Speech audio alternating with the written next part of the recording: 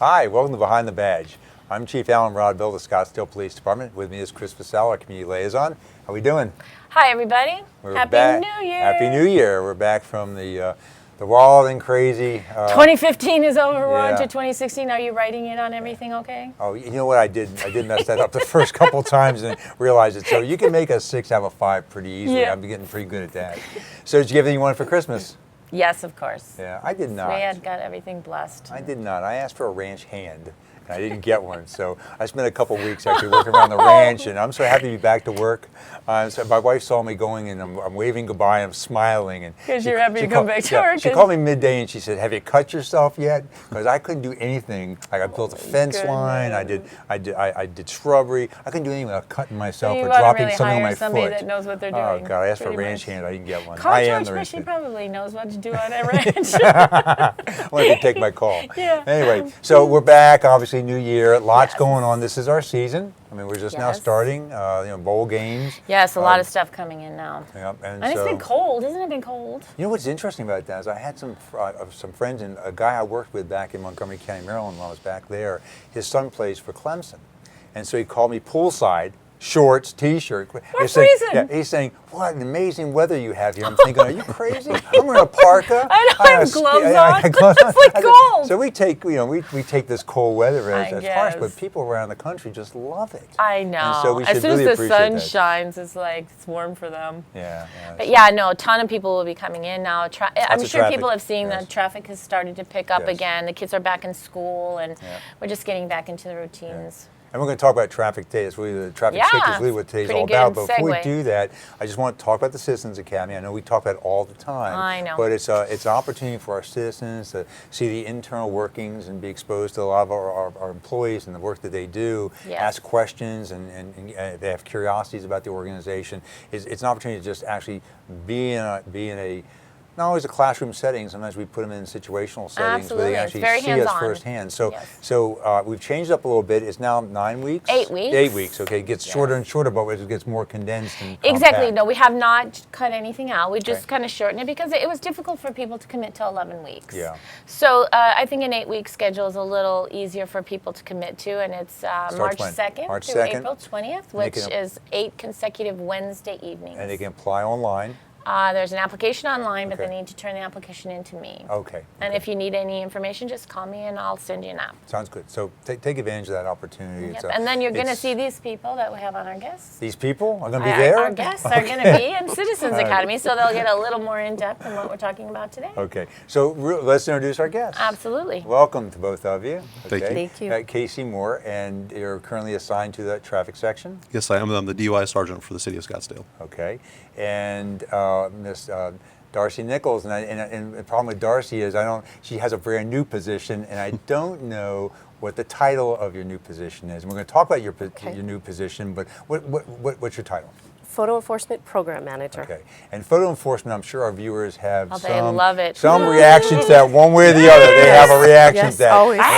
And so we can talk about that because from my standpoint, it really is a component of our total public safety package here in Scottsdale, and it has literally reduced from very dangerous intersections into some safe intersections. And you can never make them completely safe, but clearly they're much safer, and we've seen a tremendous impact, a positive impact, because of our photo enforcement program. Now, people have an opinion about that, and I get that, but it does have a true role for us. And we're going to talk about that today as well. So welcome to both of you. Thank you. Darcy, real quick, your background, because you've been with the Scottsdale Police Department for a while, but in different capacities, which is why I get confused on titles. Okay, so tell us a little about your background before we talk about photo enforcement. I spent 10 years as an officer and a sergeant here, and then I left for a while to raise some children, came back, and I'm now a civilian employee, so I'm no longer sworn. And I managed the records unit for a while, and now I've just come over to photo enforcement to be the program manager. And you've been there how long now? Probably 3 or 4 months. And wouldn't you agree it's easier to be a police officer than a parent? Yes, I would agree with that. Welcome back to work. Thank you. Yeah, absolutely. Well, talk a little bit about our photo enforcement program here. We've had this program for quite a few years. I've been here now 14 years. It's been here the whole time. Something in the 90s. Okay, since the 90s. Right. We were one of those second city? I think Paradise Valley, were they first? Correct. And we were the second I city in think the valley? I Paradise believe Valley so. was Okay. first, and then we. Okay. We've had a program Adopted it. since 1996. Okay. Several variations, several vendors, and we now use American Traffic Solutions as our vendor, and we've got 18 fixed locations on intersections that monitor red light running, speed on green lights, and we've added 2 towers, 2 portable towers they call them, in our school zones, so we can enforce speed limits in school zones, keep our kiddos safe. And we also have 2 vans that are moved to various locations, and those are moved around the city based on citizen complaints and high traffic problem areas. And I do believe, isn't there somewhere online where people can actually see the locations of our fixed sites? Yes. Because we're not hiding these things and trying to capture our citizenry. The whole purpose is to make sure people control their speeds in areas where their speeds can be contributing to accidents, because we've seen quite a bit. And not to quite a run number red there. lights. And not to run red lights, of course, because it's incredibly dangerous. And so we want people to know where they are. I mean, we tell people where they are. That's not a secret. The vans that move around as a result of responses to citizens' concerns and complaints. Oftentimes they're pretty much in the same kinds of locations, because we don't want people coming around suddenly seeing them and slamming on their brakes. They have to have some view. So there's some places that are impractical to have them, but they really are a result of citizens themselves making a complaint about speeds in their neighborhoods. Correct. The towers you talk about, how towering are the towers? How towering Yeah. they're, well, they're quite small, actually. Exactly. So when you say towers, you get an impression, but we're talking about Right. these things that we see in school zones. About Talk about 5 those. foot or 6 Right, foot tall. yeah, They're not very 4 to much 5 more than feet, 5 and foot or they're not 5 very feet. tall. The nice thing about them is you can move them around and you can put them on a sidewalk, where you couldn't park a van on a sidewalk because it would impede vision of the drivers, and you could put a kid in danger in that situation. So they're small, compact, and they can go. And usually in school zones. Yes, in the school zone. And correct. we can't talk more about how important it is to Absolutely. slow down in school zones. And I told a story. Absolute speed, 15. Yes. It's not a Yes. suggested Yes. speed limit. And we talked about this Correct. before. It goes through the crosswalk. Correct. And so, and not to go speeding right away as soon as you get past that crosswalk, but it's through that crosswalk. And I will tell you that from my own personal experience, and we laughed about this a few minutes ago, I didn't know what a school zone was. Where I came from, there was no such thing as school zones. It meant something else. We had crossing guards, and we had some controls on around schools, but we didn't have things designated as school zones. So people coming from other states, Yes. coming from other places, may not be familiar with how we operate around here. So it's really important people realize that school zones are 15 miles an hour. It is 15 Limit. miles an hour, no tolerance. And Exactly. it is clearly people are expecting students, parents walking, people associated with school walking are expecting behavior in that zone, and they're thinking everybody knows about that. So please be alert to the fact that it's very, very important to abide by the. And as Sarge knows, because he's taught at Citizens Academy so many times, That's where I know him from. we always say that's like one of my biggest pet peeves, because people don't realize all the rules within that school zone, Right. from the first sign to the last sign, and that you can't pass each other if there's 2 lanes going the same direction. You're on the outside lane or inside lane. If you pass that person, you can't. That's also against the law. So it's really important for people just to brush up on that, because school zones are really close and dear to our hearts. And I know, as Sarge being on a motor as well, we're out there to try to protect the kids. As well as the fact that you can't go through a crosswalk when there's somebody in that, whether it be an adult or a child, on either side of the roadway. Exactly. And all that's designed, obviously, to keep people safe. So, Sergeant, you're here also because we want to talk a little about DUI, driving under the influence. Correct. And some of the recent things we've done as a police department to sort of have impact on those numbers. I will start this by saying this, and I probably said this before, but in the 40 years I've been in law enforcement, every year after year, we would see DUI numbers go up. It was like there's nothing we could do that would impact on DUI numbers. Regardless of what we attempted, it was like we're just not seeing a change. We're seeing the behavior increase. Why is that? And then recently, our experience, and for the last couple of years, our experience has been, for some reason, the number of DUIs on the road seem to be decreasing for the first time in 4 decades, and maybe longer. And it seems like we've had some fewer accidents, although I think in the state's experiencing State was up this year, additional yes. accidents. But here in Scottsdale, I think we've seen not as many as we've seen in the past. You're going to correct me if I'm wrong, because it's just I read the stats as you send them out, and I don't always I don't always get them right, but I do sort of follow them. But the important thing is that for the first time we're seeing impact on some of our programs. And Scottsdale created a program a number of years ago that has had an impact nationally and even some foreign countries in terms of getting out and talking to people who potentially could get behind the wheel of a car or a truck or a vehicle and prevented them from making that bad decision. Correct. Just by giving them the information of where they were right now in their blood alcohol content.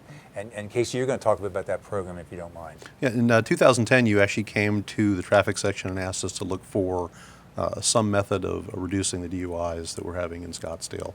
Enforcement is a phenomenal way of doing that, but unfortunately, an officer can't contact as many people on the road who are possibly impaired. So the thought process was to contact people before they even have the option of getting into a car and driving impaired.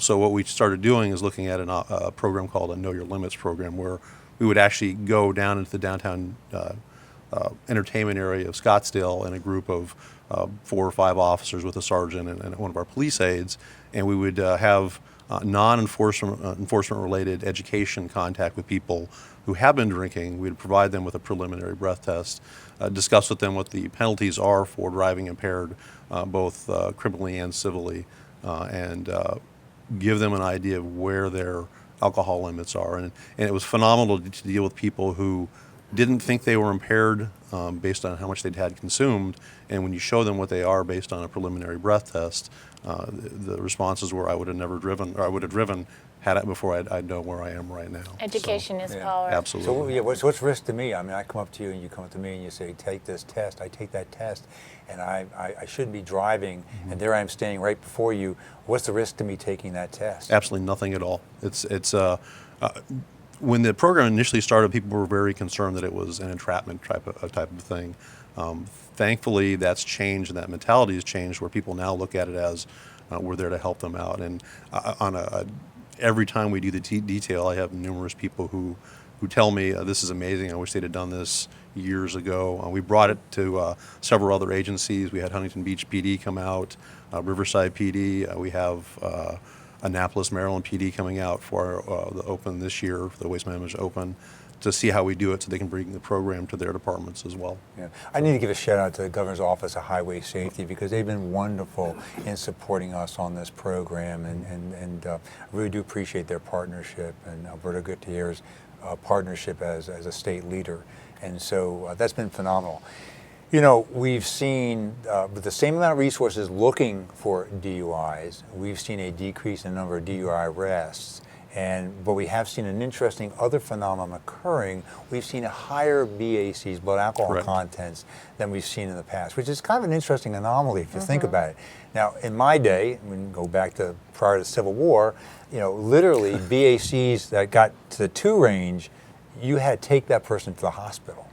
And now I think you're seeing ranges in the high 3s and 4s, where people are like still standing and walking around and Correct. behind the wheel of a car, which is very frightening. It is frightening, because that could be almost alcohol poisoning at that point.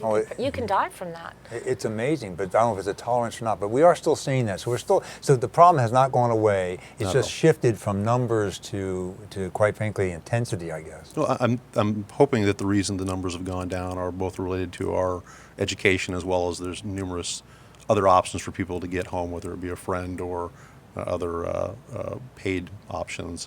But you're correct, the BACs, the blood alcohol contents we're seeing both during Know Your Limits and during several of the rest I've seen have been well over a 0.30 blood alcohol content, which is criminal. shocks me. Correct, right? That's Absolutely. criminal. Then you get to, can you just, for the audience, tell them what the penalty is for that? Because I think people just don't realize the impact that it's going to have on their life. Well, when you're talking to a person who's over a 0.20, which is a super extreme, you're talking numerous days possibly in jail with thousands of dollars in fines.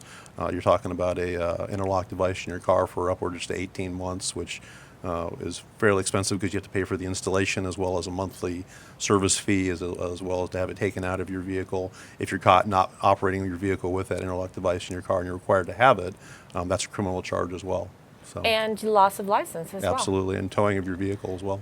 Yeah, So- I mean, and then you can lose your livelihood. I mean, so the consequences are very severe, and I think getting that education out is so important. When a cab ride costs $40. Yeah. So. The thing that I'm most impressed about with this program is you can with 10 officers on the street, you might contact 10 people a night and make a number of arrests.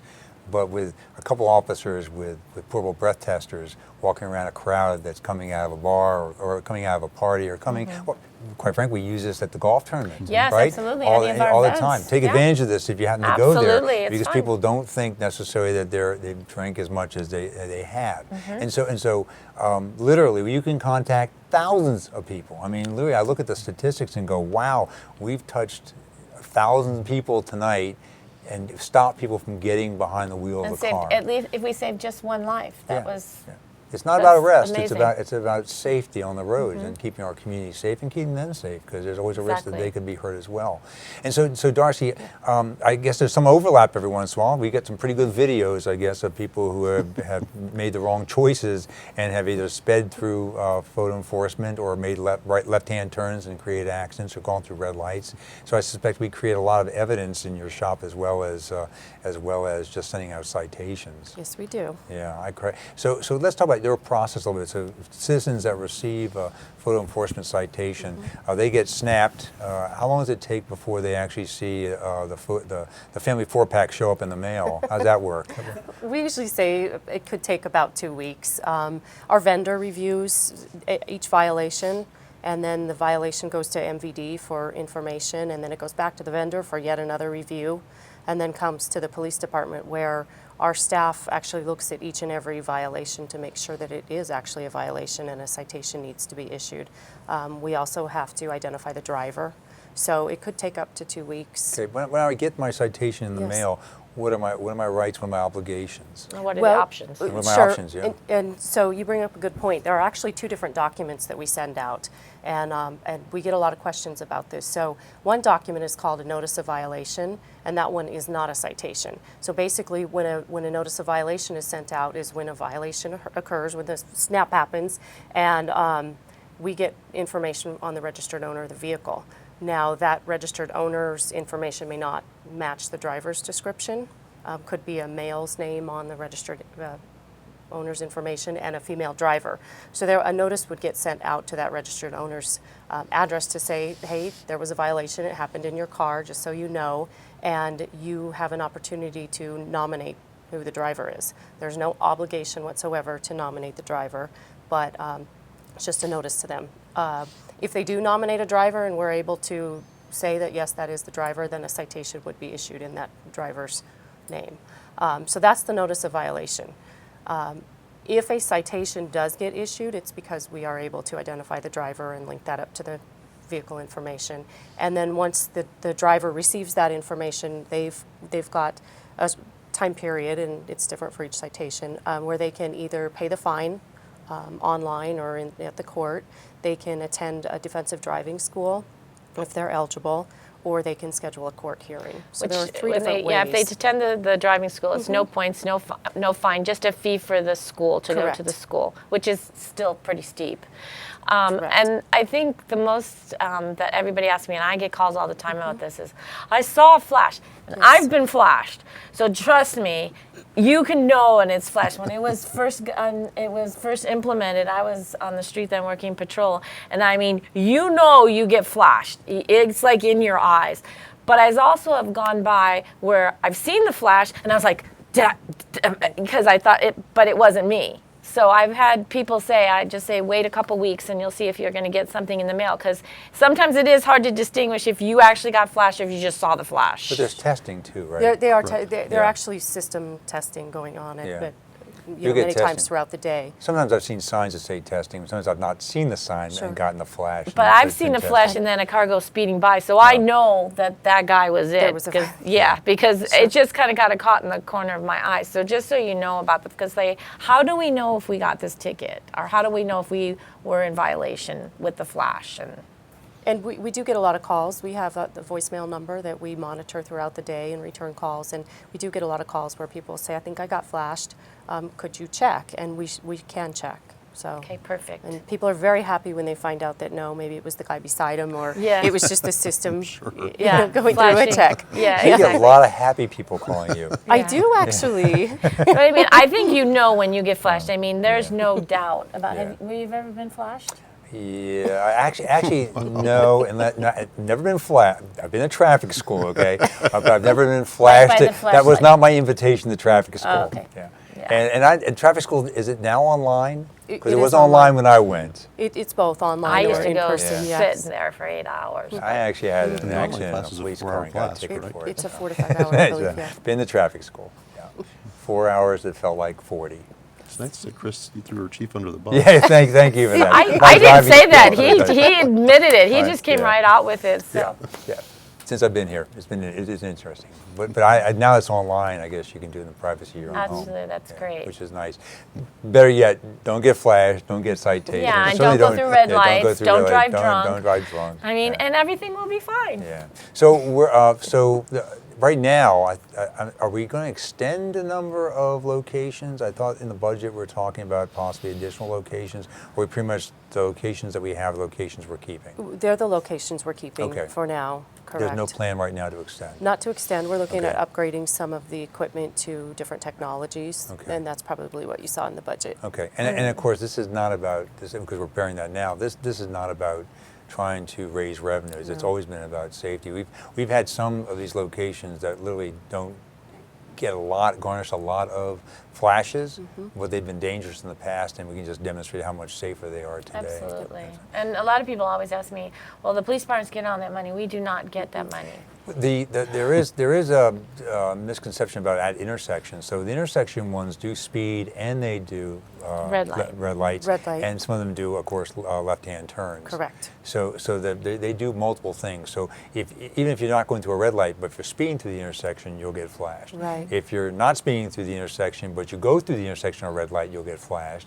And so people need to know that. It isn't just necessarily there's just one thing there. They do it all. Right, and we have all those locations, like you said, Chief, online. And where would those that are be? Under updated. the www Scottsdale PD and then just go to photo radar? Yeah, or- this under the ScottsdaleAZ.gov, the PD website, and if you just type in photo enforcement, we've got a Perfect. lot of information about the program and the technology, and then all the locations. And in the same place, we have your contact information to fill Yes. those wonderful phone calls. Oh, yes. Yeah, absolutely.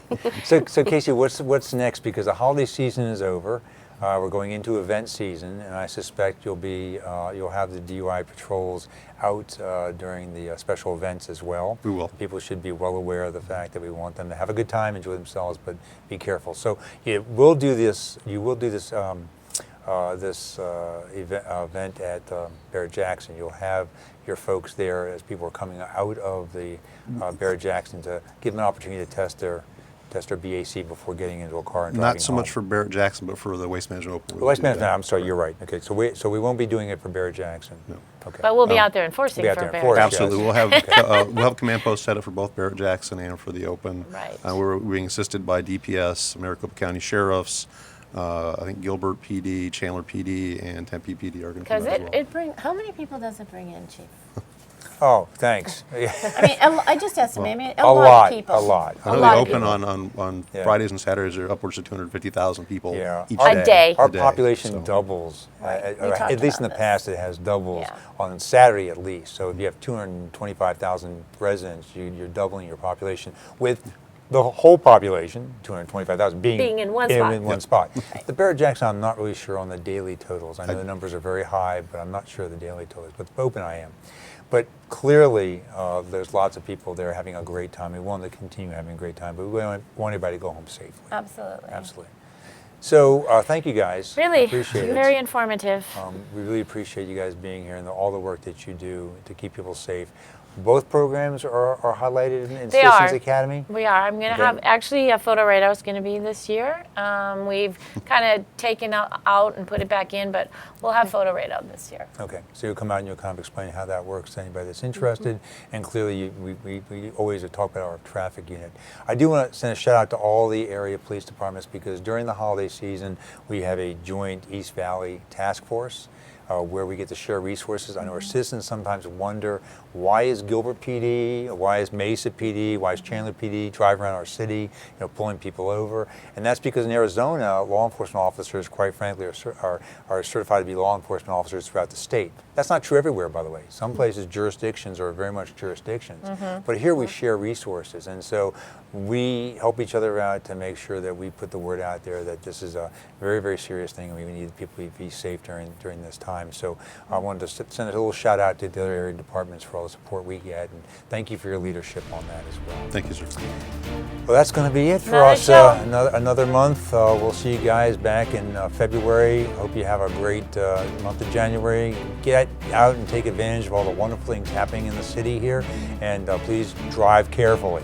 Talk to you later. Bye-bye now. Be safe. Bye.